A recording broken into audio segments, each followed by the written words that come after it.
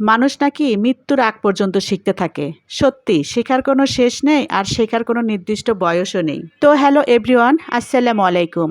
সবাই কেমন আছেন? আশা করি আল্লাহর রহমতে সবাই ভালো আছেন। আমিও আলহামদুলিল্লাহ ভালো আছি। আজকের দিনটা আমার জন্য একটু ব্যস্ততার মধ্যেই ছিল। সকাল থেকে শুধু দৌড়াদৌড়ি করেছি।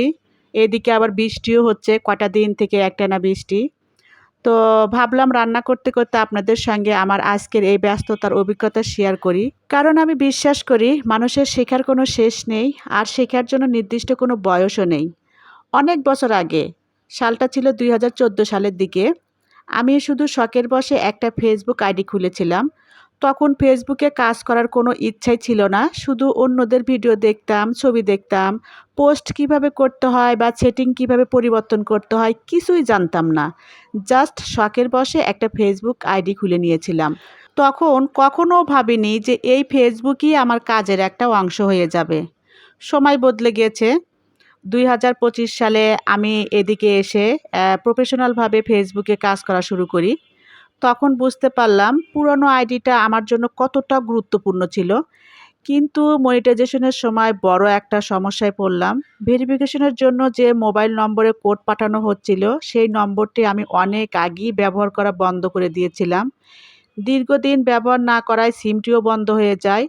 তারপর শুরু হলো আমার একটা যুদ্ধ। ধরতে গেলে অনেক দৌড়াদৌড়ি করেছি। কয়েকবার গ্রামীণফোন অফিসে যেতে হয়েছে, অনেক কাগজপত্র দেখাতে হয়েছে, অনেক প্রশ্নের উত্তর দিতে হয়েছে। প্রথম দিকে বলা হলো সিমটি এখন আর সক্রিয় নেই, সহজে পাওয়া যাবে না। সত্যি বলতে তখন একটু চিন্তায় পড়ে গিয়েছিলাম। মনে হচ্ছিল এত বছরের আইডিটা যদি আর ফিরে না পাই তাহলে অনেক সমস্যায় পড়বো আমি। আলহামদুলিল্লাহ কয়েকদিন অপেক্ষা থাকার পর আজ অফিস থেকে ফোন করে জানানো হলো সিমটি এসে গিয়েছে। আজ আমি গিয়ে সেই সিমটি নিয়ে এসেছি। সিমটি হাতে পাওয়ার পর মনে হচ্ছিল এতদিনের চিন্তা যেন শেষ হলো। আসলে কষ্ট হয়েছে, সময়ও লেগেছে কিন্তু শেষ পর্যন্ত কাজটা হয়েছে। আর এই ঘটনা থেকে আমি একটা বড় শিক্ষা পেয়েছি। আমরা অনেক সময় ছোট, ছোট বিষয়কে গুরুত্ব দেই না। মনে করি পরে দেখা যাবে। কিন্তু পরে সেই ছোট বিষয়টাই অনেক বড় সমস্যার কারণ হয়ে দাঁড়ায়। তাই আপনাদের সব্বাইকে একটা পরামর্শ দিব। আপনারা যারা Facebook, YouTube বা অন্য কোনো গুরুত্বপূর্ণ অ্যাকাউন্ট ব্যবহার করেন বা যে নম্বর দিয়ে অ্যাকাউন্ট খুলেছেন সেই সিমটি অবশ্যই সচল রাখবেন, নিয়মিত ব্যবহার করবেন বা অন্তত সময় মতো রিচার্জ করুন। কারণ কখন কোন সময় ভেরিফিকেশনের কোড লাগবে সেটা আগে থেকে বলা যায় না। তখন যদি সিমটি বন্ধ থাকে তাহলে আমার মতো অনেক ঝামেলায় পড়তে পারেন। তো যাই হোক, আপনাদের সঙ্গে গল্প করতে করতে আমার আজকের রান্নাটাও প্রায় শেষ। আজকে আমি বড় মাছ ভেজে রান্না করেছি লাউ দিয়ে। ইনশাল্লাহ খেতেও নিশ্চয়ই ভালো লাগবে। আপনারা কমেন্ট করে জানাবেন বড় মাছ কোন রান্নাটা আপনাদের সবচেয়ে বেশি পছন্দ। ভিডিওটি যদি ভালো লেগে থাকে তাহলে অবশ্যই একটি লাইক করবেন।